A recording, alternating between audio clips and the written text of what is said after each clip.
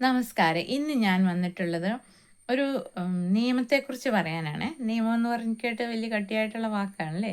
എങ്കിലും ഞാൻ വളരെ സിമ്പിളായിട്ട് സാധാരണക്കാർക്ക് മനസ്സിലാകുന്ന രീതിയിലാണ് സംസാരിക്കുന്നത്. 2013 ഇന്ത്യ ഗവൺമെൻറ് കൊണ്ടുവന്ന പോഷ് ആക്ട് എന്ന നിയമത്തെക്കുറിച്ചാണ് ഞാൻ സംസാരിക്കുന്നത്. തൊഴിലിടങ്ങളിൽ സ്ത്രീകൾ നേരിടുന്ന ലൈംഗികാതിക്രമം തടയൽ, അതിന് പരിഹാരം കണ്ടെത്തുക എന്നതാണ് ഈ നിയമം കൊണ്ട് ഉദ്ദേശിക്കുന്നത്. ഇന്ന് സ്ത്രീകൾ ധാരാളമായി തൊഴിൽ ചെയ്യാനായിട്ട് വീടിന് പുറത്തു പോകുന്നു. അതുപോലെ തന്നെ അവർക്ക് ആ ഒരു സാഹചര്യത്തിൽ ഇങ്ങനെയുള്ള അതിക്രമങ്ങൾ നേരിടേണ്ടതായിട്ട് വരുന്നുണ്ട്. അപ്പം അതൊക്കെ കൂടി കണ്ടിട്ടാണ് ഗവൺമെൻറ് ഇങ്ങനെ ഒരു നിയമം തന്നെ കൊണ്ടുവന്നിരിക്കുന്നത്. ഇതിൻ്റെ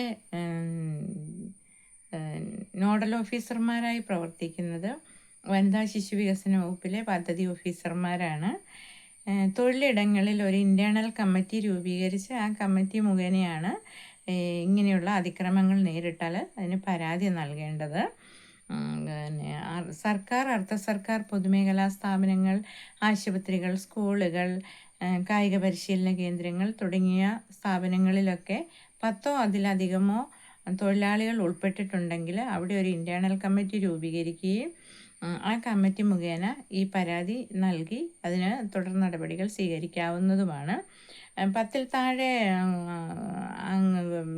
തൊഴിലാളികളുള്ള സ്ഥാപനത്തിൽ ഇൻറ്റേർണൽ കമ്മിറ്റി രൂപീകരിക്കാൻ പറ്റാത്തത് കൊണ്ട് അവർക്ക് കളക്ടറുടെ നേതൃത്വത്തിൽ ഒരു ലോക്കൽ കമ്മിറ്റി ഉണ്ട്. അവിടെ പരാതി സമർപ്പിക്കാവുന്നതാണ്. അതിന് വനിതാ ശിശു വികസന പദ്ധതി ഓഫീസർമാരുടെ സഹായവും തേടാവുന്നതാണ്. ഇൻറ്റേർണൽ കമ്മിറ്റി രൂപീകരിക്കുമ്പോൾ ആ തൊഴിൽ സ്ഥാപനത്തിലെ ഏറ്റവും ഉയർന്ന സ്ഥാനത്തിരിക്കുന്ന സ്ത്രീ ആയിട്ടുള്ള ഉദ്യോഗസ്ഥയായിരിക്കണം അതിൻ്റെ പ്രിസൈഡിങ് ഓഫീസർ. അതോടൊപ്പം കൂടുതൽ പകുതി അംഗങ്ങളും സ്ത്രീകളായിരിക്കണം ആ ഇൻറ്റേർണൽ കമ്മിറ്റിയിൽ. പുറത്തുനിന്ന് ഒരു വനിതാ സാമൂഹിക പ്രവർത്തകയെ, സ്ത്രീകളുടെ കാര്യങ്ങൾക്ക് മുൻതൂക്കം കൊടുക്കുന്ന ഒരു സാമൂഹിക പ്രവർത്തകയെ ഉൾപ്പെടുത്താവുന്നതാണ്. ഈ കമ്മിറ്റി രൂപീകരിച്ച ശേഷം ഈ കമ്മിറ്റി അംഗങ്ങളുടെ പേര് വിവരങ്ങൾ ആ സ്ഥാപനത്തിലെ ബോർഡിൽ സ്ഥാപിക്കേണ്ടതാണ്. അതോടൊപ്പം തന്നെ ആ സ്ഥാപനത്തിലെ തൊഴിലാളികൾക്ക് ഇതിനെക്കുറിച്ചൊരു ബോധവൽക്കരണം കൊടുത്ത് ഇങ്ങനെ നമ്മളൊരു കമ്മിറ്റി രൂപീകരിച്ചിട്ടുണ്ടെന്നും ആ കമ്മിറ്റിയുടെ ഉദ്ദേശ ലക്ഷ്യങ്ങൾ ഇതാണെന്നും അറിയിക്കേണ്ടതായിട്ടുണ്ട്. അതുപോലെ ഈ ഏതൊക്കെ പ്രശ്നങ്ങൾ നേരിട്ടാലാണ് നമുക്ക് പരാതി കൊടുക്കാൻ പറ്റുക എന്നുള്ളത് നോക്കാവേ. പിന്നെ ഈ പരാതിക്കാരിക്ക് ഇഷ്ടമല്ലാത്ത രീതിയിൽ ചേർന്ന് നിൽക്കൽ, സംസാരം, ലൈംഗിക ചുവയോടെ സംസാരം, നോട്ടം, അങ്ങനെയുള്ള കാര്യങ്ങൾ ആവശ്യപ്പെടുക, അങ്ങനെയുള്ള കാര്യങ്ങളൊക്കെ ഉണ്ടായിട്ടുണ്ട്.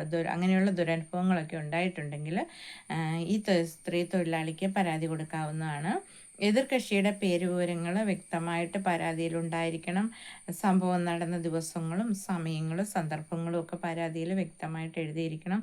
തന്നെയല്ല, ഈ സംഭവം നടന്ന ഉടനെ സ്വാഭാവികമായിട്ടും നമ്മൾ ആരോടെങ്കിലും പറയുമല്ലോ. ആ പറഞ്ഞിട്ടുണ്ടെങ്കിൽ ആ പറഞ്ഞ വ്യക്തിയുടെ പേര് വിവരങ്ങളൊക്കെ രേഖപ്പെടുത്തണം. ഈ പരാതി ലഭിച്ച പരാതിയിന്മേൽ ഈ ഇൻറ്റേർണൽ കമ്മിറ്റി ഈ പരാതിക്കാരിയെ ചേർത്ത് പിടിക്കുന്നതോടൊപ്പം തന്നെ ഈ പരാതിയുടെ വസ്തുത അന്വേഷിച്ച് നിജസ്ഥിതിയൊക്കെ അന്വേഷിച്ച് ബോധ്യപ്പെടേണ്ടതുണ്ട്. പരാതി ശരിയാണെന്നുണ്ടെങ്കിൽ 10 ദിവസത്തിനുള്ളിൽ അടുത്ത ബന്ധപ്പെട്ട ഉദ്യോഗസ്ഥരെ ഏൽപ്പിക്കണം. ഈ ഒരു പരാതി ലഭിച്ച് 90 ദിവസത്തിനുള്ളിൽ ഇതിൻ്റെ കാര്യത്തിൽ തീർപ്പ് കൽപ്പിക്കേണ്ടതുണ്ട്. പിന്നെ കൂടാതെ ഇങ്ങനെ ഒരു പരാതിക്ക് അടിസ്ഥാനമായ സംഭവം ഉണ്ടായ ഒരു 3 മാസത്തിനുള്ളിൽ തന്നെ ഈ പരാതി കൊടുക്കേണ്ടതുണ്ട്.